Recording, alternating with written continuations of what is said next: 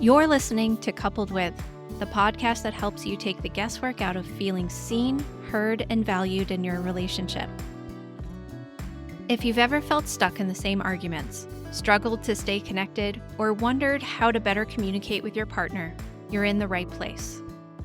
I'm Dr. Rachel Orlick, a couples therapist and coach, and together, we're going to make relationships make sense. Let's dive in.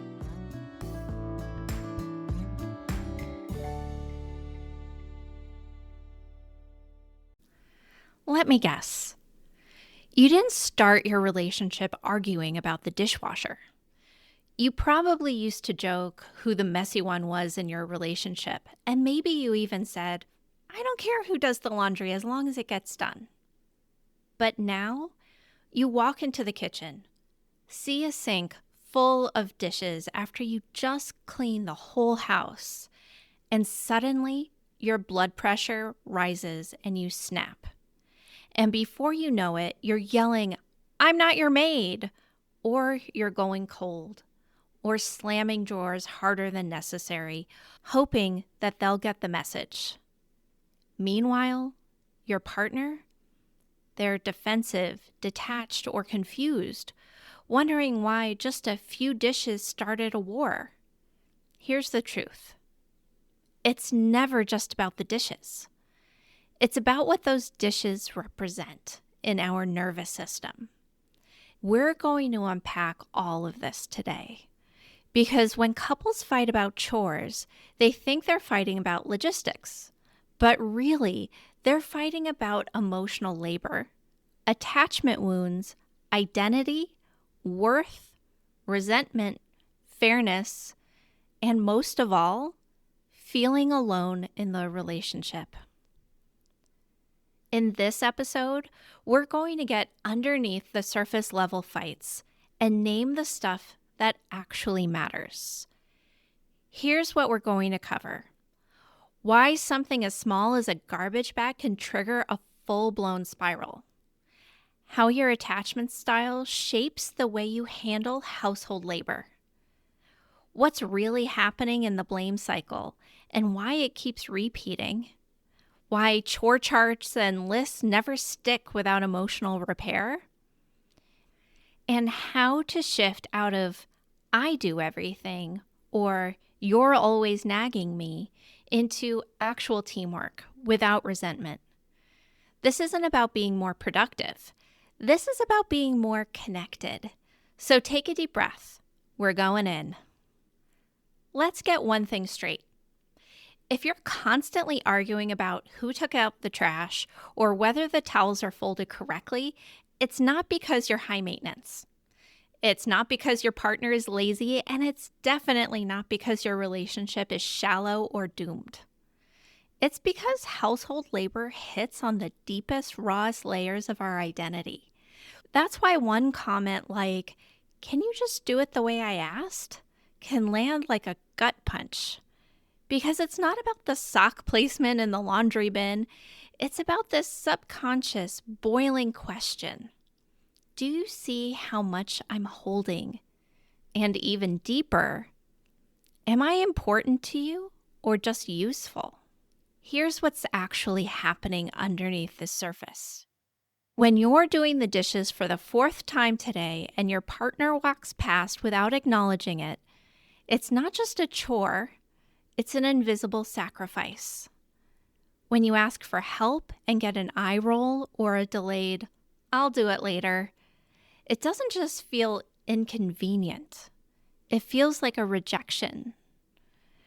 When you've been silently taking on the mental load, ordering the diapers, scheduling the dentist, knowing exactly how much oat milk is left in the fridge, and your partner says, just tell me what to do. It feels like they missed everything you're carrying. And for high-achieving, perfectionistic couples, this hits hard because you're used to being on top of things. You know how to lead. You anticipate. You know how to get things done. But you're also exhausted.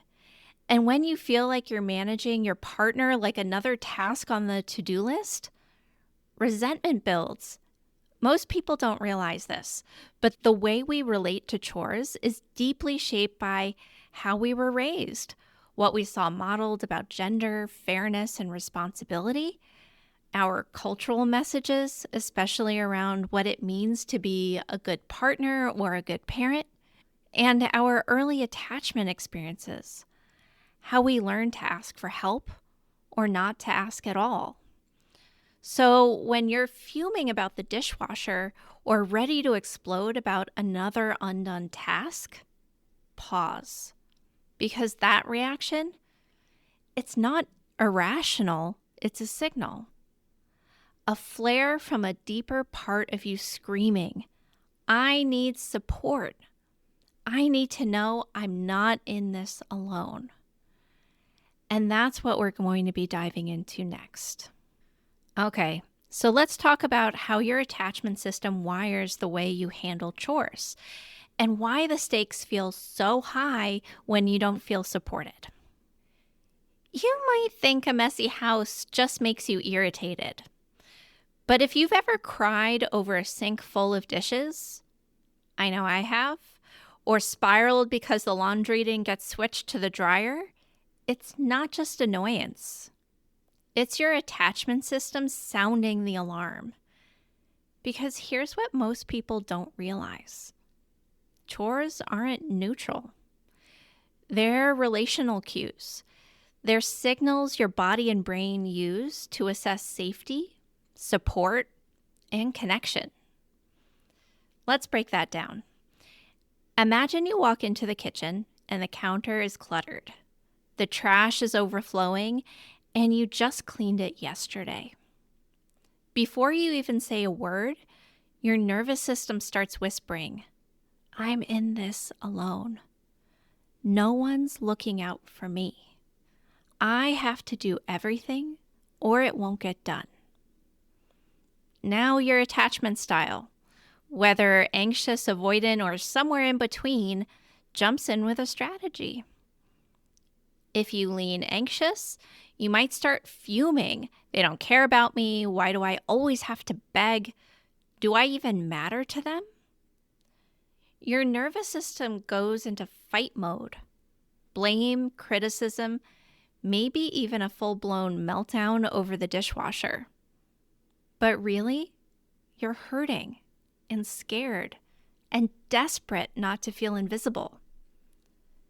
If you tend to lean avoidant, your strategy may be the opposite. You shut down, you go quiet, you do the damn chore, but silently check out emotionally. I can't do this fight again. It's just easier to do it than deal with their reaction. I'm failing no matter what I do, so why try? And here's the kicker. When two people with different attachment styles live together and run a household together, every unwashed dish or undone task becomes a micro trigger in the cycle. Anxious protest meets avoidant withdrawal. Criticism meets shutdown. Demand meets delay.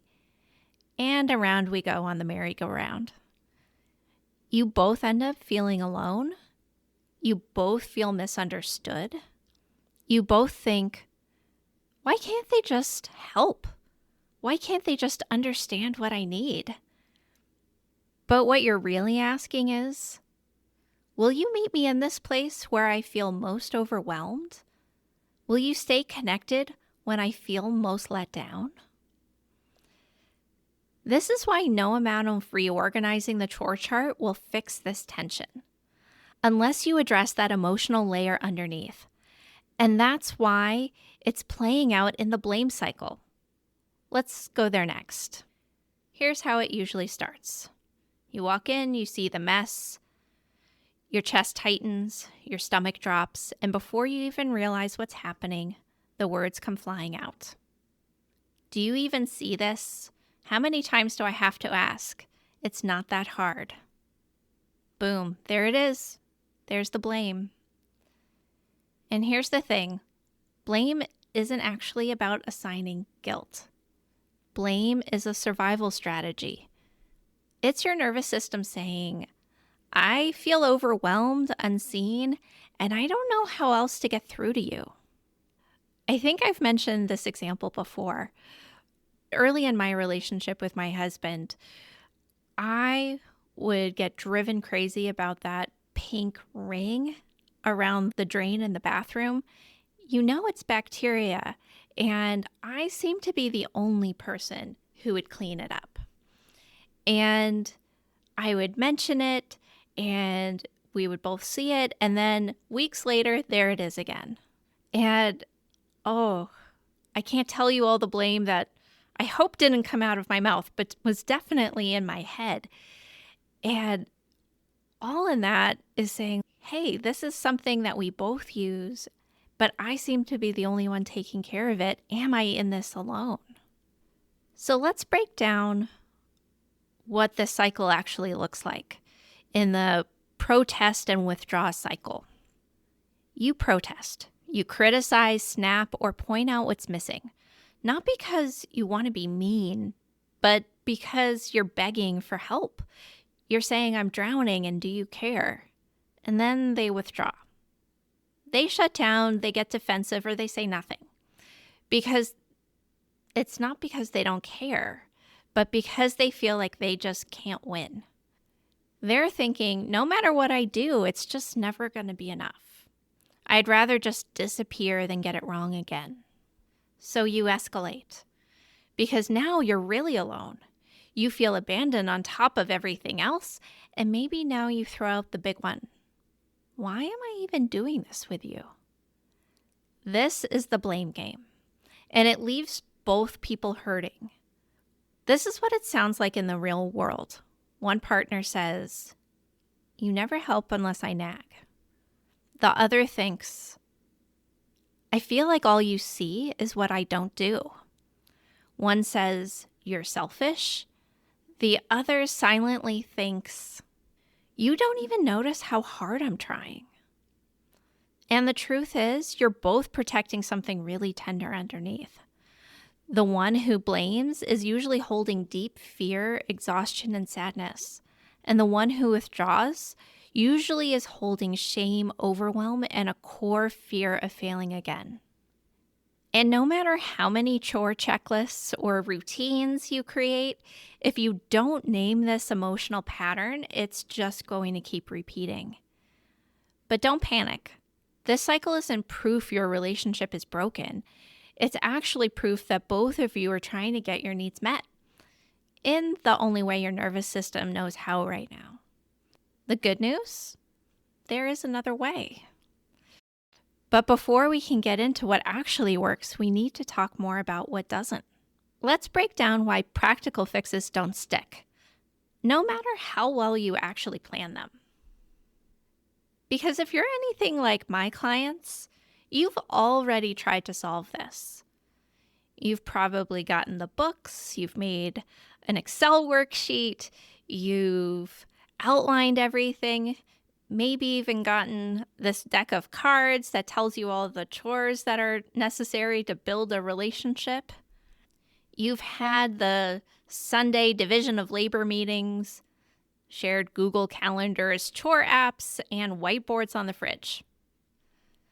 And you've said things like, I just want to be a team and we need to communicate better. And for a week or two, you do. It works. Until it doesn't. And you're right back where you started. One of you feels resentful, the other feels criticized, and both of you are thinking, why can't we just follow through? Here's why. Practical fixes don't stick when they're built on emotional disconnection. You can't strategize your way out of a cycle that's driven by emotional pain. Because if the foundation is blame, resentment, or unspoken hurt, the most beautifully color-coded system in the world actually isn't going to hold anything. Why not? Because when your nervous system is in threat mode, you can't access teamwork. When one person is trying to avoid being attacked and the other is trying to avoid being abandoned, no one's actually thinking about fairness. They're thinking about survival. So here's what that looks like. You agree to alternate who cooks dinner, but when one person forgets or doesn't do it right, the other doesn't just feel annoyed, they feel disrespected. You make a list of tasks to divide, but when one of you is always reminding the other to do theirs, it starts to feel more like parenting than partnering. You try to be proactive, but your partner hears your planning as controlling, and you hear their forgetfulness as betrayal. Does this sound familiar? This is where so many couples get stuck. They think they have a logistics problem, but what they really have is an emotional attunement problem. Because behind every missed task is a missed moment of connection. And until you repair that, your chore chart can't save you. So here's the real truth. You don't need more systems. You need more safety. You need a way to talk about what's really going on underneath the surface without shame, shutdown, or scorekeeping. So let's talk a little bit about how we do that. Because we need to work on shifting this entire dynamic around chores. It's not by working harder, but by communicating differently. Because if you're already burned out, pissed off, or numb from carrying much too much for too long, the last thing you need is another tip that sounds good on paper, but actually falls apart in real life. So let's talk about what actually works and what starts shifting the dynamic around chores from I'm alone and overwhelmed to we're in this together. So 1, start with a nervous system check, not a task list. Before you even think about talking through division of labor, you need to ask yourself, am I in a place where I can be vulnerable instead of reactive? Because if you're about to explode or shut down, that's not a convo. That's a minefield. Take 5 minutes. Walk around the block, put your hand on your chest, and take 3 deep breaths. Ask yourself, what's underneath this? Is it sadness, fear, feeling invisible? You need to regulate first, then talk. After that, number 2, own the emotion beneath the complaint. What you want to say is, you never help, I do everything. I know how that feels. It can feel really good for a really brief amount of time. But if you try this instead, when I'm the only one cleaning up after dinner, I feel like my needs don't matter. And that makes me feel really alone. Can you see the difference? The criticism pushes your partner away, while vulnerability pulls them towards you, if they're capable of hearing it. This isn't about excusing their part, it's about making your message land. So then 3, you ask for partnership, not performance. So instead of saying, can you just do the dishes every night without being asked? Say, it would mean a lot to me to know I'm not carrying all of this by myself. Could we make a plan together that feels fair? You're not looking for a robot to execute tasks. You're looking for a partner who sees you, sees your value, and shows up with you. Then you need to validate each other's reality. This is the part most people skip. Yes, you feel like you're doing everything, but your partner may feel like they're failing or like nothing they do is enough. You don't have to agree on the details to validate the experience. Try something like this. I know I've been critical lately. That's not what I want. I just want to feel like we're on the same team. That one sentence, it can diffuse weeks of tension. And the truth is, they're not going to be able to come on board with you unless they feel understood also. This is a two-way street. So it can't just be your partner understanding that you feel like you're carrying the whole load. You also have to be the one to understand what their experience might be, that they're constantly failing, or maybe they feel like they're carrying the whole load too, and the two of you are missing each other. So then you can revisit the system together. Yes, you can use checklists. You can divide the tasks. You can even have recurring household meetings if that works for you, but only after the emotional repair, only after the I see you moment. Because when there's connection, follow through feels like care, not compliance. Let's wrap this up. You don't have to live in resentment and exhaustion. You don't have to keep having the same fight about the same dishes. There is a way out. Let's land the plane. All right. So you've been caught in the same fight over and over. Resentment is boiling under the surface every time you step over a toy, take out the trash, wipe down the counter. And I want you to hear me. You're not broken. Your partner is not the enemy here. Your relationship is not beyond repair because of some household chores. What you're stuck in isn't a chore problem, it's a cycle problem.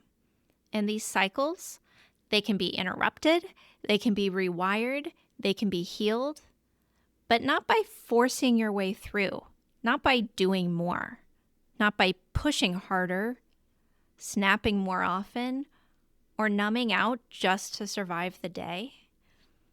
It starts with naming what's really going on. That underneath the undone task and unspoken expectation is pain, is longing, is the raw, vulnerable ache of wanting to feel seen, supported, like a team. Because that's what this has always been about, right? Not the socks on the floor, not the dishwasher, not even the mental load. Though yes, that deeply matters too. What this fight is always about is, can I count on you? Am I safe with you? Do I matter enough to you that you'll meet me here? Even when it's inconvenient. And when you start shifting that conversation, when you stop leading with blame and start leading with truth, you give your partner something they can actually meet you in. You move from keeping score to building connection. You move from how do we fix the chores to how do we really show up for each other? And from there, everything starts to change. Because now you're not enemies across a battlefield of undone to-do lists. You're allies. You're working side by side and facing the same direction. And that is what partnership is all about. If you've been nodding along during this episode thinking, this is exactly what happens in my relationship, but I don't know how to stop it, I made something for you. It's a free 7-day email course called Break the Cycle. Each day I'll walk you through simple steps to stop the same fight from repeating and start rebuilding real connection without shutting down, walking on eggshells, or trying to do it all perfectly. You can sign up at my website. I'll link it in the show notes. It's totally free. This isn't just about communication. It's about breaking patterns that are breaking you. That's it for today's episode of Coupled With. Thank you so much for spending this time with me. If this episode resonated with you, I'd love for you to hit subscribe so you never miss what's next. And if you found it helpful, please share it with a friend or leave a quick rating and review. It really helps more than you know. And if you're curious about how we might work together or want more resources to strengthen your relationship, head over to my website, www.drrachelorlick.com. You'll find free tools, podcast extras, and ways to go deeper. Thanks again for listening, and I'll see you next time.